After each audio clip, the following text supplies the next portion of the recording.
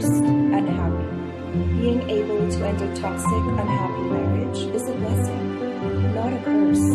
Being bound to an abusive marriage with a threat of social, cultural, and tremendous financial blackmail is not okay. Alimony is not just a Western practice. It's practiced in Muslim-majority countries in the Middle East and North Africa. We don't need to be held hostage by a system of cruelty any longer. We deserve happiness, dignity, and security, even if our marriages fail.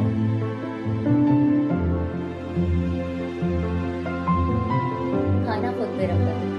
इस नारे की अहमियत और वजाहत इस नुक्ते से बेहतर नहीं की जा सकती कि जिस मार्च पर इतने संगीन एतराज़ात उठाए गए और उसमें हिस्सा लेने वाली ख़वातीन की नीयत पर शक किया गया, वो अपने इस गुस्से और गम का इजहार कर रही थी जो अखबार में शाया हुई इन सुर्खियों की बिना पर था।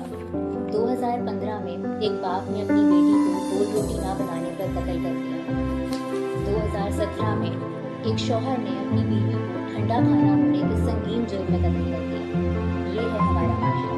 और फिर आप हमसे पूछते हैं कि इस तरह के नारे क्यों, कि हम औरतों के असली मसाइल पर आवाज़ क्यों नहीं उठाते? ये है हमारा जवाब।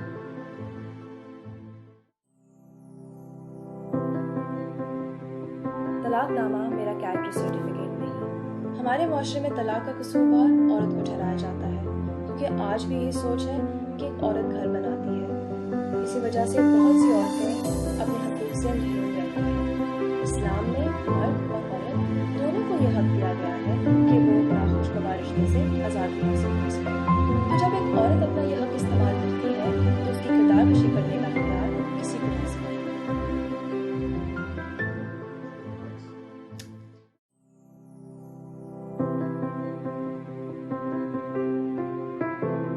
लो जी, बैठ के ही सही से। मजे की बात तो ये है कि छोटी छोटी बच्चियों को सिखाया जाता है कि बेटे आप इस तरह बैठेंगे तो लोग गलत समझेंगे। तो ये नहीं बताते कि बेटे अगर तुम छोटी बच्ची हो और तुम्हें कोई इस नजर से देख रहे हैं तो वो कितनी गलत बात है। मर्द जिस तरह मर्जी बैठे, टांगे फैलाएं या टांगे इधर करे, उनको फर्क नहीं पड़ता। हमारे बैठने से आपको मसला होता है।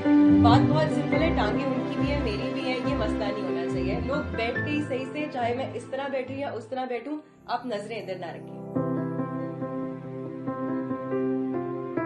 निकाह नामा है मेरी जिंदगी का सौदा।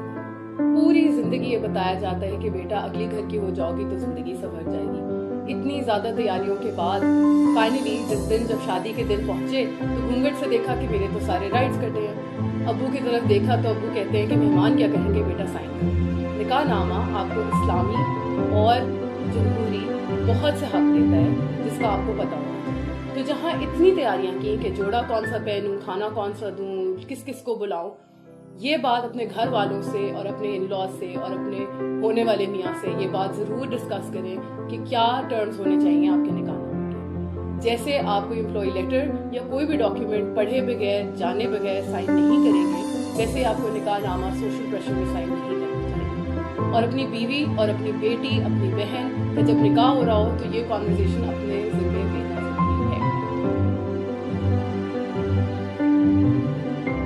मेरा जिस्म मेरी मर्जी। इस नारे का मतलब ये था कि मेरे जिस्म को मेरी मर्जी के बगैर हाथ कोई ना लगाए, कि मुझे ताड़ा ना जाए, कि हमें हमारे जिस्म पे वो हकूक हासिल हो जो मर्दों को हासिल हो, कि हमारे जिस्मों को दुश्मनियां मिटाने और फायदे की रिश्तेदारी बनाने के लिए ना इस्तेमाल किया जाए। हमारा मुतालबा ये है कि बच्चों पर जिनसी तशद्दुद के खिलाफ हुकूमत पाकिस्तान ठोस इक़दाम करे। ये वो मर्जी है जो हम चाहते हैं, जो हमें आईने पाकिस्तान देता है और जो हमारा हक है।